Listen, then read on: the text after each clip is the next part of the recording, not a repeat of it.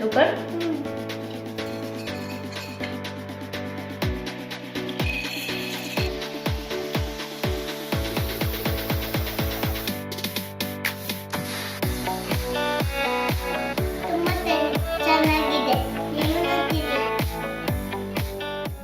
Friends, ಇವತ್ತಿನ food ಬ್ಲಾಗ್ನಲ್ಲಿ ನಾನು ಊಟ ಏನು ಮಾಡೋದನ್ನ ತೋರಿಸ್ತಾ ಇಲ್ಲ, ಒಂದು ಸ್ವೀಟ್ ರೆಸಿಪಿನ ತೋರಿಸೋಣ ಅಂದ್ಕೊಂಡಿದ್ದೀನಿ. ಅದುವೇ ಇದು. ಏನಪ್ಪ ಅಂದರೆ ಇದರ ಸ್ಪೆಷಾಲಿಟಿ, ಈಗ ತುಂಬ ಜನರಲ್ಲಿ ನೋಡಬಹುದು ನಾವು, ಕ್ಯಾಲ್ಶಿಯಂ ಕಡಿಮೆ ಆಗಿರುತ್ತೆ, ಮೂಳೆ ನೋವು, ಮೊಣಕಾಲು ನೋವು, ಈ ಥರ ವಯಸ್ಸಾದವರು ಹೇಳೋದನ್ನ ಕೇಳಿರ್ತೀರ. ಇತ್ತೀಚೆಗೆ ಮಕ್ಕಳಲ್ಲಿ ಕೂಡ ಅದು ತುಂಬಾ ಕಾಣಿಸ್ಕೊಳ್ತಾ ಇದೆ. ಪದೇ ಪದೇ ಅವ್ರಿಗೆ ಕೈಕಾಲು ನೋವು ಬರೋದು, ಸೊ ಒಂಥರ ಕೈಯೆಲ್ಲ ಜುಮ್ ಅಂತ ಅನ್ನೋದು. ಸೊ ಅದಕ್ಕೆಲ್ಲ ಏನಂದರೆ ಕ್ಯಾಲ್ಶಿಯಂ ಕಡಿಮೆ ಆಗಿರುತ್ತೆ ಮಕ್ಕಳಿಗೆ. ನಾವು ಯಾವುದೋ ಒಂದು ಆಹಾರದಲ್ಲಿ ಕ್ಯಾಲ್ಶಿಯಂ ಕಡಿಮೆ ಕೊಟ್ಟಿರ್ಬೋದು, ಅಥವಾ ಕೆಲವೊಂದು ಪದಾರ್ಥಗಳು ಮಕ್ಕಳಿಗೆ ಇಷ್ಟ ಆಗಲ್ಲ. ಸೊ ಅದಕ್ಕಾಗಿ ದಿನಾಲೂ ಈ ಲಡ್ಡು ತಿಂದರೆ ಒಳ್ಳೆ ಕ್ಯಾಲ್ಶಿಯಂ ಸಿಗುತ್ತೆ. ಮೂಳೆಗಳಿಗೂ ಕೂಡ ಅಷ್ಟೇ ತುಂಬಾ ಒಳ್ಳೆಯದು. ಸೊ ಮಾಡೋದು ಕೂಡ ಅಷ್ಟೇ ತುಂಬ ಸಿಂಪಲ್ಲು. ದಿನ ಒಂದು ಲಡ್ಡು ತಿಂತ ಬಂದರೆ ತುಂಬ ಎನರ್ಜೆಟಿಕ್ ಆಗಿ ಆ್ಯಕ್ಟಿವ್ ಆಗಿ ಇರಬಹುದು. ಬನ್ನಿ, ತಡ ಮಾಡದೆ ಈ ರೆಸಿಪಿ ತೋರಿಸ್ತೀನಿ. ಈಗ ಫಸ್ಟು ಒಂದು ಬಾಣಲಿಗೆ 1 ಕಪ್ನಷ್ಟು ಬಿಳಿ ಎಳ್ಳು ಹಾಕಿಬಿಟ್ಟು ಹುರ್ಕೋಬೇಕು.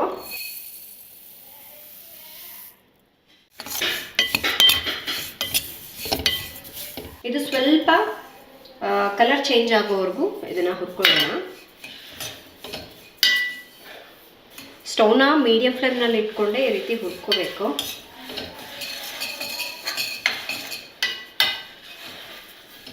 ಇನ್ನೊಂದೇನು ಗೊತ್ತಾ ಫ್ರೆಂಡ್ಸ್, ಕೆಲವೊಂದು ಪದಾರ್ಥಗಳು ಮಕ್ಕಳು ತಿನ್ನಲ್ಲ ಅಂತ ಹೇಳಿ ನಮಗೆ ಗೊತ್ತಾಗತ್ತಲ್ವಾ, ಅಂಥದ್ದನ್ನು ನಾವು ಈ ರೀತಿ ಅವ್ರಿಗೇನು ಇಷ್ಟ ಆಗುತ್ತೆ, ಈಗ ಸ್ವೀಟ್ ಇಷ್ಟ ಆಗುತ್ತೆ ಅಂದ್ಕೊಳ್ಳಿ, ಅದನ್ನು ಸಿಹಿ ಜೊತೆ ಬೆರೆಸಿಕೊಡ್ಲಿಕ್ಕೆ ಟ್ರೈ ಮಾಡಬೇಕು. ಅದನ್ನು ಸ್ವಲ್ಪ ಡಿಫ್ರೆಂಟಾಗಿ ಏನಾದರೂ ಮಾಡಿಕೊಟ್ರೆ ಅವ್ರಿಗೂ ಇಷ್ಟ ಆಗುತ್ತೆ. ನೋಡಿ, ಇಷ್ಟು ಕೆಂಪಗಾದರೆ ಸಾಕು. ಈಗ ಆಗಿದೆ, ಇದನ್ನು ತೆಗೆದುಬಿಟ್ಟು ಒಂದು ಪ್ಲೇಟಿಗೆ ಹಾಕೋಣ. ಈಗ ಇದಕ್ಕೆ 1/4 ಕಪ್ನಷ್ಟು ಬಾದಾಮಿನ ಚಿಕ್ಕ ಚಿಕ್ಕ ಪೀಸಸ್ ಆಗಿ ಕಟ್ ಮಾಡ್ಕೊಂಡು ಹಾಕೋತಾ ಇದ್ದೀನಿ. ಇದು ಕೆಂಪಗಾಗಿದೆ, ಇಷ್ಟಾದರೆ ಸಾಕು. ಇದನ್ನು ಕೂಡ ಇನ್ನೊಂದು ಪ್ಲೇಟ್ಗೆ ಹಾಕೊಳ್ಳೋಣ. ಒಂದು ಅರ್ಧ ಕಪ್ನಷ್ಟು ಶೇಂಗಾ ಬೀಜನ ಕೂಡ ಹುರ್ಕೊಳ್ತಾ ಇದ್ದೀನಿ. ಇದು ಕೂಡ ಸ್ವಲ್ಪ ಕೆಂಪಗಾಗೋವರೆಗೂ ಹುರ್ಕೊಳ್ಳೋಣ.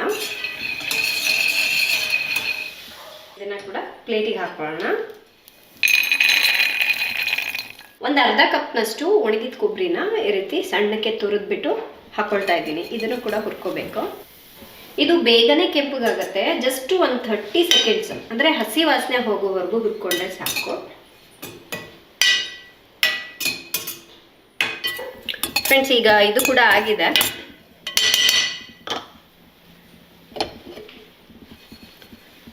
ಇದನ್ನು ಕೂಡ ಪ್ಲೇಟಿಗೆ ಹಾಕೊಳ್ಳೋಣ. ಫ್ರೆಂಡ್ಸ್, ಈಗ ಇದು ತಣ್ಣಗಾಗಿದೆ.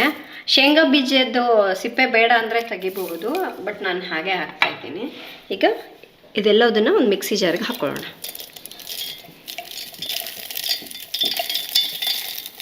ಆಮೇಲೆ ಎಳ್ಳು ಕೂಡ ಹಾಕೊಳ್ಳೋಣ.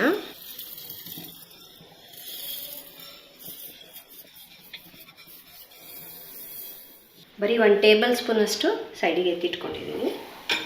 ಹಾಗೆ ನಾನಿಲ್ಲಿ 1 ಕಪ್ ಬೆಲ್ಲ ಹಾಕ್ತಾ ಇದ್ದೀನಿ. ಇದು ಸಿಕ್ಕಾಪಟ್ಟೆ ಸಿಹಿ ಇದೆ, ಹಾಗಾಗಿ 1 ಕಪ್ ಯೂಸ್ ಮಾಡಿದ್ದೀನಿ. ಇಲ್ಲ ಅಂತ ಹೇಳಿದ್ರೆ ನೀವು 1.5 ಕಪ್ವರೆಗೂ ಬೆಲ್ಲದ ಪುಡಿನ ತಗೋಬಹುದು.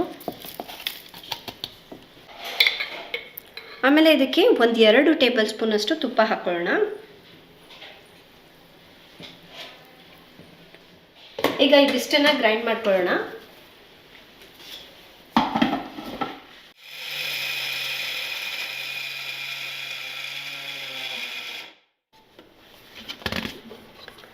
ಫ್ರೆಂಡ್ಸ್, ಇದು ಆಗಿದೆ. ಈಗ ಇಷ್ಟಾದರೆ ಸಾಕು. ತೀರಾ ಮೆತ್ತಗಾದ್ರೂ ಚೆನ್ನಾಗಿರೋದಿಲ್ಲ. ನೋಡಿ ಫ್ರೆಂಡ್ಸ್, ಈ ರುಬ್ಬಿರೋದನ್ನು ಒಂದು ಬೌಲಿಗೆ ಹಾಕೊಳ್ಳೋಣ.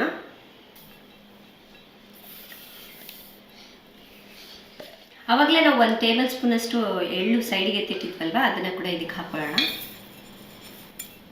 ಇದೆಲ್ಲದನ್ನು ಚೆನ್ನಾಗಿ ಮಿಕ್ಸ್ ಮಾಡಬೇಕು. ಇದಕ್ಕೆ ಬೇಕು ಅಂದರೆ ಇನ್ನೂ ಸ್ವಲ್ಪ ತುಪ್ಪ ಹಾಕೋಬಹುದು, ಚೆನ್ನಾಗಿರುತ್ತೆ. ನಾನು ಇನ್ನೂ 1 ಟೇಬಲ್ ಸ್ಪೂನಷ್ಟು ಹಾಕ್ಕೊಳ್ತಾ ಇದ್ದೀನಿ. ಮಿಕ್ಸ್ ಮಾಡ್ಕೊಳ್ಳೋಣ. ಈಗ ನಮಗೆ ಯಾವ ಸೈಜ್ ಬೇಕೋ ಆ ಸೈಜ್ಗೆ ಉಂಡೆ ಕಟ್ಟೋಣ.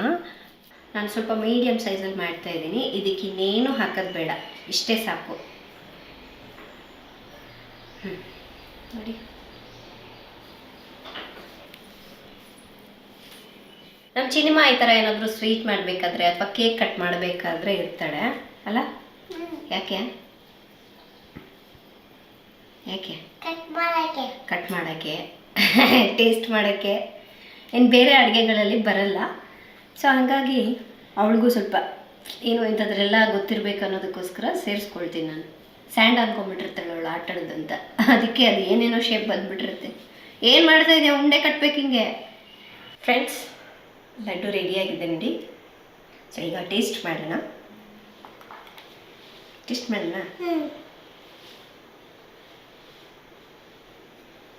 ತುಂಬಾ ಸೂಪರಾಗಿ ಬಂದಿದೆ.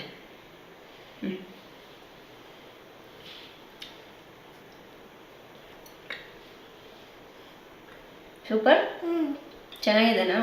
ಇಷ್ಟ ಆಯ್ತಾ ನಿಮಗೆ? ಇದನ್ನ ಚಿಕ್ಕ ಮಕ್ಕಳಿಂದ ಹಿಡಿದು ದೊಡ್ಡವರು, ವಯಸ್ಸಾದವರು ಎಲ್ಲರೂ ತಿನ್ಬಹುದು. ಒಳ್ಳೆ ಶಕ್ತಿ ಕೂಡ ಇದು. ತುಂಬಾ ಚೆನ್ನಾಗಿದೆ. ಬಟ್ ಇನ್ನೂ ಸ್ವಲ್ಪ ಸಿಹಿ ಜಾಸ್ತಿ ಆಯ್ತು ಅನ್ನಿಸ್ತು. ಪರವಾಗಿಲ್ಲ, ಡೈಲಿ ಒಂದು ಲಡ್ಡು ತಿನ್ನು. ಹೇಳು ಎಲ್ಲರಿಗೂ ತುಂಬ ಚೆನ್ನಾಗಿದೆ, ನೀವು ತಿನ್ನಿ ಅಂತ. ತುಂಬ ಚೆನ್ನಾಗಿದೆ, ನೀವು ತಿನ್ನಿ. ಸರಿ ಫ್ರೆಂಡ್ಸ್, ನಾನು ತೊಗೊಂಡಿರೋ ಅಳತೆ ಪ್ರಕಾರ 15 ಲಡ್ಡು ರೆಡಿಯಾಗಿದೆ. ಇದರಲ್ಲಿ ಯಾವಾಗ ರಾಜು ಒಂದು, ಚಿನ್ನಿಮ್ಮ ಒಂದು, ಎಲ್ಲರೂ ತಿಂದು ಉಳಿದಿರೋದಿಷ್ಟು. ಆ್ಯಂಡ್ ಇವತ್ತಿನ ಈ ಲಡ್ಡು ರೆಸಿಪಿ ತಮ್ಮೆಲ್ಲರಿಗೂ ಇಷ್ಟ ಆಗಿದೆ ಅಂದ್ಕೊಳ್ತೀನಿ. ಆ್ಯಂಡ್ ಹಾಗೆ ನೀವು ಇದನ್ನು ಒಂದು ವಾರದವರೆಗೂ ಸ್ಟೋರ್ ಮಾಡಿ ಇಡ್ಬೋದು. ಈ ರೆಸಿಪಿ ಇಷ್ಟ ಆದರೆ ಪ್ಲೀಸ್ ಲೈಕ್ ಮಾಡಿ, ಶೇರ್ ಮಾಡಿ. ನಾಳೆ ಇನ್ನೊಂದು ಹೊಸ ರೆಸಿಪಿಯೊಂದಿಗೆ ಮತ್ತೆ ಸಿಗ್ತೀನಿ. ಅಲ್ಲಿವರೆಗೂ ಟೇಕ್ ಕೇರ್, ಬಾಯ್.